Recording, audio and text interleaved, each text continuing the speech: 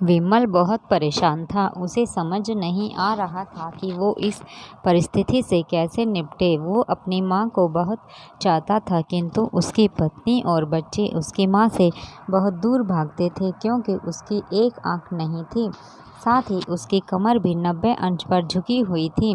वैसे वह अपना काम सब खुद कर लेती थी, किंतु फिर भी वो उसको हमेशा उसकी पत्नी और बच्चों को खटकती थी। दादी, आप ऊपर के कमरे में जाओ, मेरे दोस्त आ रहे हैं, विमल के बेटे अखिल ने बड़ी बेरुखी से कहा। पर बेटा, मैं तो यहाँ बहुत दूर बैठी हूँ, विमल की माँ ने बहुत प्यार से कहा। नहीं, आप उनके सामने मत रहो, वो मुझे चिढ़ाते हैं, अखिल ने जोर से डांटते हुए कहा। क्या हुआ अखिल, क्यों चिल्ला रहे हो? विमल की पत्नी कामनी ने किचन से ही आवाज़ लगाई। देखो ना माँ, ये दादी यहीं ड्राइंग रूम में बैठी हैं और मेरे दोस्त आ रहे हैं, अखिलेश ने शिकायत भरे लहजे में कहा। माँ जी, आप ऊपर चले जाओ, क्यों हम लोगों को लजवाती हो? कामनी ने बेटे का पक्ष लेते हुए कहा। बेचारी सरस्वती चुपचाप उठकर जीने के सहारे ऊपर जाने लगे। कमर झुकी होने के कारण उन्हें ऊपर चढ़ने में बहुत परेशानी हो रही थी, किंतु वो पूरी ताकत से ऊपर के एक अकेले कोने वाले कमरे में जाकर बैठ गई। विमल बाजू के कमरे से सब सुन रहा था। उसे कष्ट हो रहा था कि उसकी माँ को अपमानित होना पड़ रहा है, किंतु वो असहाय था। अगर वो कुछ कहता तो पत्नी और बच्चे उसका विरोध करने लगते। दूसरे उनके तर्क भी सही लगते हैं, क्योंकि वो एक प्रशासनिक अधिकारी था, उसका सामाजिक स्तर बहुत ऊंचा था, उसके ससुराल भी एक उच्च घराने में थी, अतः वह चुपचाप इस तरह हर दिन अपनी माँ को अपमानित होते देखता रहता था। रात को विमल की पत्नी ने कहा, देखो जी, अब कुछ करो। कल कलेक्टर साहब की पत्नी आई थी। माँ जी अपनी देसी धुन धारा में उनसे मिली। मुझे बहुत शर्म आ रही थी बताते हुए कि ये मेरी सास है। मैंने कह दिया कि दूर की रिश्तेदार है, इलाज कराने आई है। विमल को रोना आ गया, किंतु फिर भी वह चुप रहा। उसे समझ में नहीं आ रहा था कि वो क्या करे।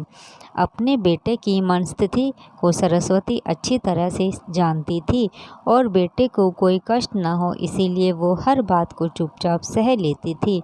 विमल बहुत उदास रहने लगा। एक तरफ परिवार और सामाजिक स्तर पर जीने की प्रतिबद्धता थी, तो दूसरी ओर आखिर माँ से अपने बेटे की यह हालत देखी नहीं गई। एक दिन उसने अपने बेटे से कहा, विमल, बहुत दिन हो गए हैं, मैं अपने गांव जाना चाहती हूँ, मुझे वहाँ पहुँचा दो, मेरा यहाँ मन नहीं लग रहा है। किंतु माँ, वहाँ तो कोई नहीं है, तुम्हारी देखभाल कौन करेगा? विमल ने आश्चर्य से पूछा। अरे, सब गांव वाले तो हैं, वो तुम्हारे मामा जी तो उसी गांव में रहते हैं, और फिर हम सारी व्यवस्थाएं कर आएंगे ना। कामनी को तो जैसे मन की मुराद मिल गई हो। हाँ बेटा, बहू सही कह रही है, सरस्वती ने लंबी सांस लेते हुए कहा। विमल जानता था कि गांव में माँ की देखभाल करने वाला कोई भी नहीं है, लेकिन अपनी पत्नी की जिद के कारण वह अपनी माँ को गांव छोड़ने पर विवश हो गया। माँ को गांव छोड़कर आते वक्त उसे रोना आ रहा था तथा अपनी बेबसी पर गुस्सा भी आ रहा था, किंतु परिवार, पत्नी और समाज ने उसके इन मनोभावों को दबा दिया और वो सुकून सा महसूस करने लगा। कुछ दिनों बाद उसके चाचा, जो अमेरिका में रहते थे, आने वाले थे। जब विमल बहुत छोटा था तब उसके पिता जीवित थे, तब वो भारत आए थे और उसके बाद अब वो भारत आने वाले थे। पूरा परिवार और आस पड़ोस बहुत उत्साहित था। अमेरिका से विमल के डॉक्टर चाचा आ रहे हैं। डॉक्टर रमेश ने जैसे ही घर में कदम रखा, सबने मिलकर बहुत उत्साह से उनका स्वागत किया। क्यों विमल भाभी नहीं दिख रही, कहाँ है? डॉक्टर रमेश ने उत्सुकतापूर्वक पूछा। जी, वो गांव में रहती है, यहाँ उनका मन नहीं लगा, कामिनी ने सपाट लहजे में उत्तर दिया। डॉक्टर रमेश ने विमल की ओर देखा तो विमल ने अपनी आंखें झुका ली। डॉक्टर रमेश सब समझ गए, बोले, कल हम सब भाभी से मिलने गांव चलेंगे। सब लोग दूसरे दिन सभी लोग गांव के घर में पहुंचे। देखा कि सरस्वती को बहुत तेज बुखार है और वो पलंग पर असहाय पड़ी है। डॉक्टर रमेश दौड़कर सरस्वती के पास गए, उनके पैर छूकर रोने लगे। सरस्वती की ये हालत उनकी कल्पना से परे थी।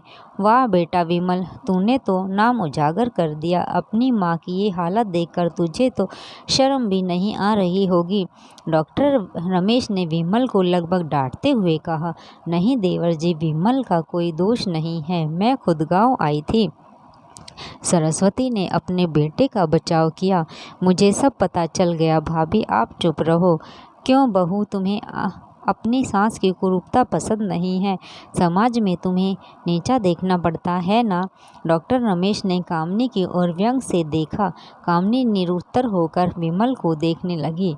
आज तुम जिस सामाजिक स्तर पर हो वो इन्हीं के संघर्षों के दिन है। और बेटा विमल, तुम्हें शायद मालूम न हो कि बचपन में जब तुम 1 साल के थे तब छत से नीचे गिरने के कारण तुम्हारी एक आँख फूट गई थी और तुम्हारी रीढ़ की हड्डी में भी समस्या थी।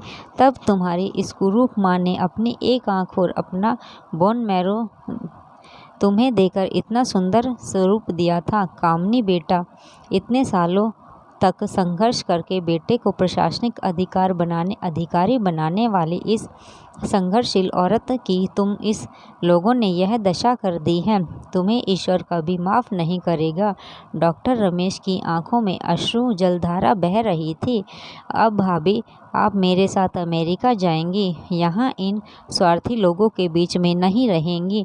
डॉक्टर रमेश ने सरस्वती से कहा। विमल को तो काटो खून नहीं था। डॉक्टर रमेश जो उसके चाचा थे, उन्होंने जो राज बताया था उसके बाद तो विमल को यही लग रहा था कि उससे ज़्यादा पापी इंसान इस दुनिया में और कोई है ही नहीं। वह दौड़ता गया और माँ सरस्वती के कदमों से लिपट गया। माँ, मेरा अपराध असम्भव है। मैं जानबूझकर चुप्पी साधे रहा, आपा का अपमान करवाता रहा।